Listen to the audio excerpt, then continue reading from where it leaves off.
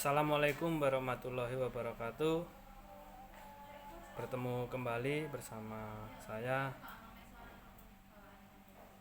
Bapak Yusno Firianto. Di kelas 8 ini saya mengajar materi bahasa Indonesia khususnya untuk kelas 8A dan B. Untuk hari pertama masuk ini nanti kita dalam 1 tahun kita akan mempelajari ada 9 bab dalam teks. Kita bahas dulu yang bab pertama, yaitu teks berita. Mungkin anak-anakku semuanya sudah paham tentang berita dan sudah pernah mendengar istilah berita. Mungkin itu dari media elektronik, media cetak, dan lain-lain.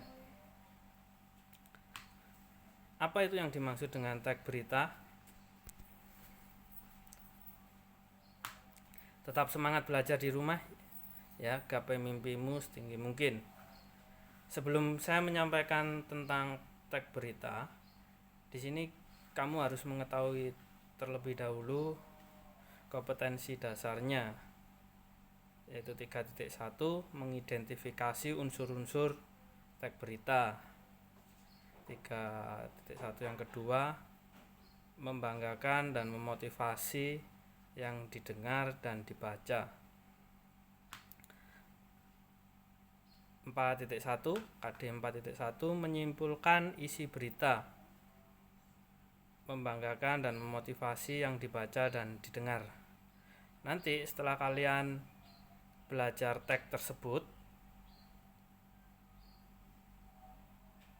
tujuannya untuk apa?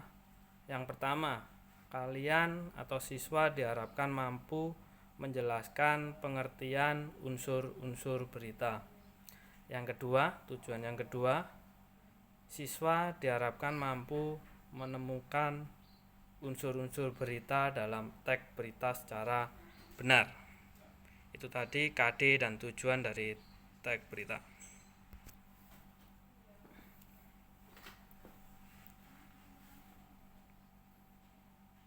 Apa itu yang dimaksud dengan teks berita?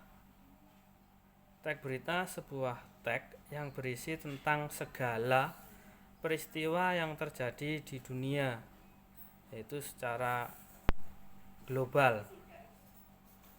Biasanya dalam teks berita kita temui medianya, penyebarannya itu melalui radio, bisa televisi, internet, situs web, dan lain-lain. Kalau media elektronik seperti itu tadi, sedangkan media cetaknya bisa kita jumpai melalui majalah, koran, dan lain sebagainya. Itu tadi pengertian dan media yang dapat kita temui dalam menemukan sebuah berita.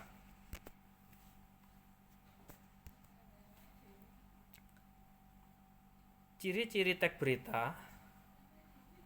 Terdapat ciri-ciri teks berita yang baik dan benar. Di antaranya, yang pertama,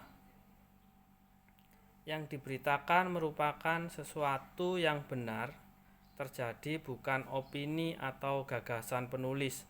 Apa itu yang dimaksud dengan opini? Opini itu berupa pendapat-pendapat.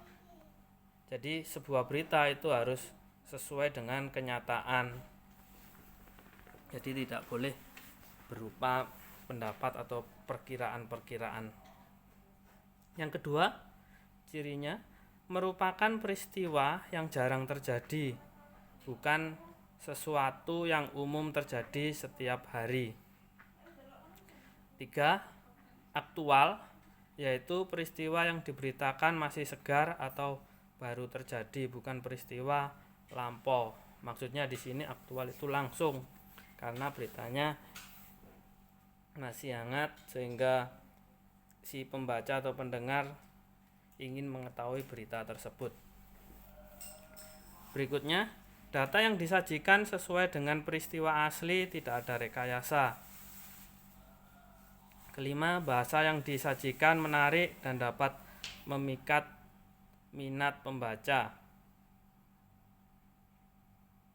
Berikutnya, data yang diberitakan lengkap, khususnya data penting.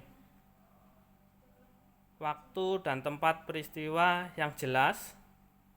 Bahasa mudah dipahami, di sini maksudnya bahasa mudah dipahami supaya si pembaca atau pendengarnya mengetahui dengan mudah apa yang disampaikan oleh berita tersebut. Bersifat objektif. Objektif itu maksudnya sesuai dengan kenyataan. Alur peristiwa berurutan, kalimat yang digunakan singkat, padat, dan jelas. Sumber berita valid dan bisa dipertanggungjawabkan. Judul berita bisa mewakili isi berita tersebut. Next, lanjut.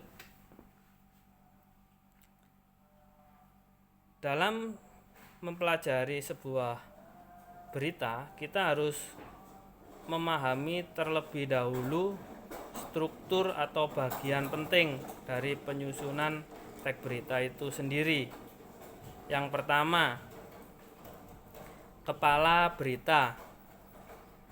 Kepala berita maksudnya di situ dijelaskan, yaitu judul berita yang biasanya ditulis dengan huruf kapital.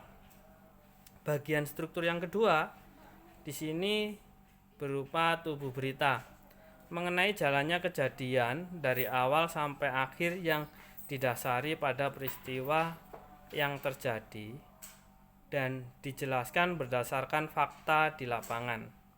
Sedangkan yang ketiga, struktur yang ketiga di bagian ekor berita. Bagian ini merupakan bagian akhir dalam suatu berita. Pada ekor berita diisi dengan kesimpulan dari isi berita tersebut. Itu struktur dari teks berita.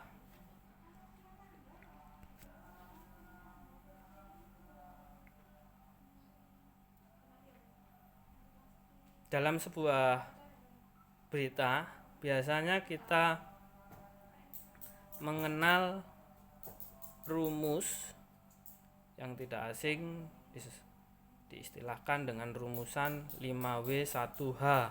Apa itu 5W1H? What, who, where, when, why, how. Di situ apa, siapa, di mana, kapan, mengapa, bagaimana. Apa di situ untuk menanyakan peristiwanya. Sedangkan siapa, terjadinya peristiwa itu, di mana, untuk menanyakan terjadinya peristiwa itu, kapan terjadinya peristiwa itu, mengapa peristiwa itu terjadi, dan bagaimana proses peristiwanya. Itu rumusan dari teks berita. Biasanya dalam teks berita digambarkan dengan gambar piramida terbalik.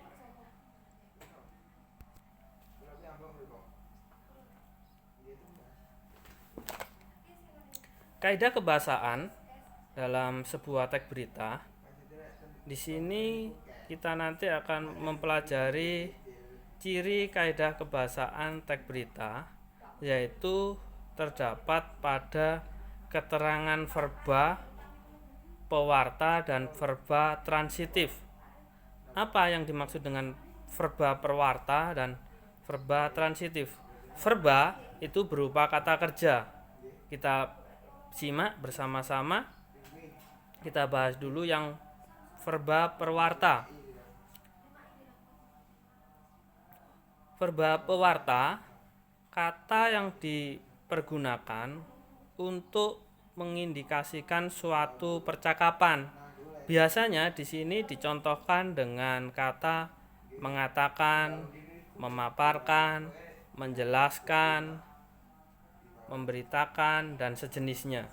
Itu tadi tentang verba pewarta. Sedangkan verba transitif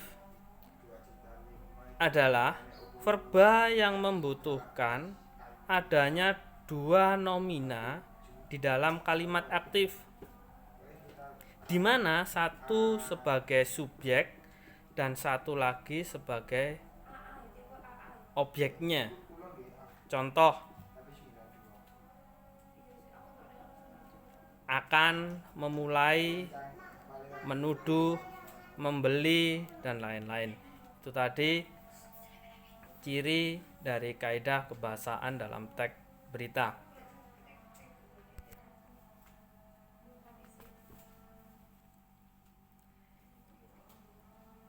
Ciri kebahasaan teks berita menggunakan kalimat langsung dan tak langsung, menggunakan kata kerja mental, menggunakan konjungsi temporal, menggunakan keterangan waktu, menggunakan bahasa baku. Apa yang dimaksud dengan bahasa baku? Yaitu bahasa yang sesuai dengan kaidah Kamus BBI, bahasa Indonesia khususnya.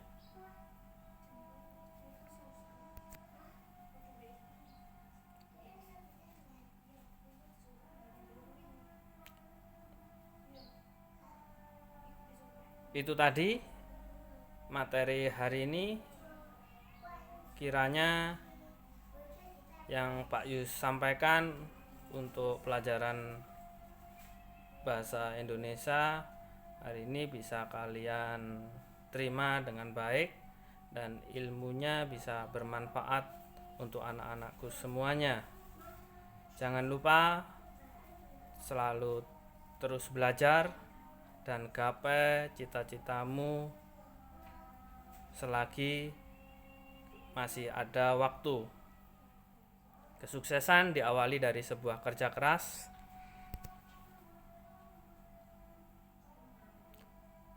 Terima kasih. Assalamualaikum warahmatullahi wabarakatuh.